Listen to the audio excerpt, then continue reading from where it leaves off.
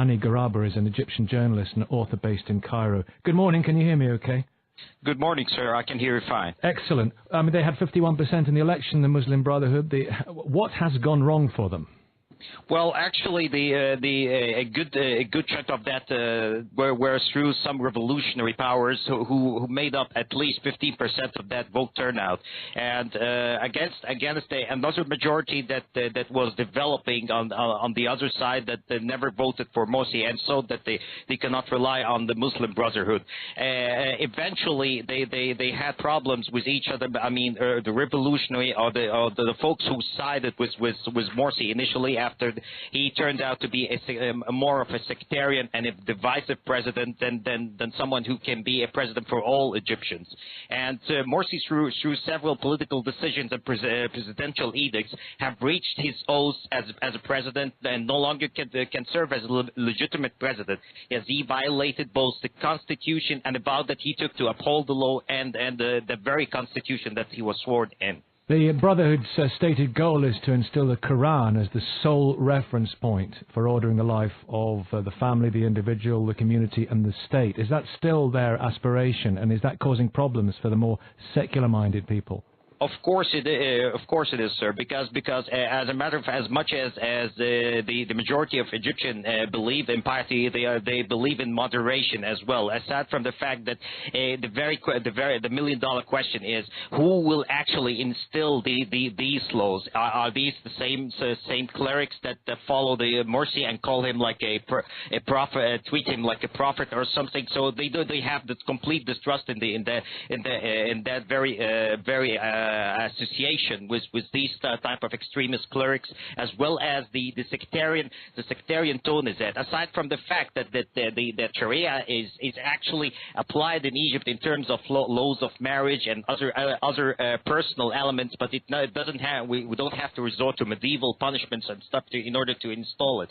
Has there been any evidence that people want medieval punishments or pre-medieval punishments? Of course, these Islamist group call for them, and as a matter of fact, many of them insist on it for no good reason at all. As much as capital punishment is still on, unlike most all European Union countries, in terms for cases like murder and occasionally for drug smuggling. So at the same time, the Islamists think that the society will not be righteous without applying these kind of and also the issue of women and gender. I mean, the Muslim Brotherhood, of course, they call for a campaign, if I may, so just for our listeners, a campaign against ostentation in dress and loose behaviour and a segregation of male and female students too. Yes, lots of ridiculous demands like that from Islamists, and they hardly account for more than 10 to 20% of the country, and they cannot rule, and that seems very obvious to the whole world that their whole claim that they are the majority in Egypt is no longer valid, because everyone saw the majority in the past few days are roaming the streets in Egypt. Over 10 million people, at least in the very least estimates, have taken place. Some numbers say that they exceed 20 million that demand that the overthrowing of the presidents and an early election. That's simply it. So they cannot rule the majority by minority rules. We will talk to somebody from the Muslim Brotherhood later on this program, a woman, excuse me, as a matter of fact. But listen, a last question, a last thought. It would seem to people looking in from the outside that the revolution is still ongoing. Is this a coup, what we are seeing at the moment? No, it's not a coup, sir.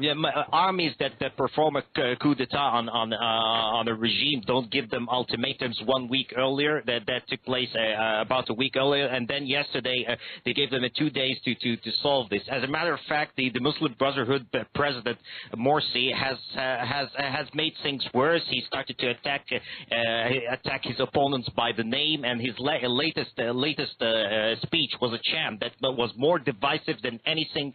Some critics here called it the worst presidential speech in the history of the presidential system in Egypt. Thank you very much, sir. Thank you very much. We only have to leave it there because we're way over, but it's been fascinating listening to you. Thank you, Hany Ghoraba, Egyptian journalist. Hany Ghoraba is an Egyptian journalist and author based in Cairo.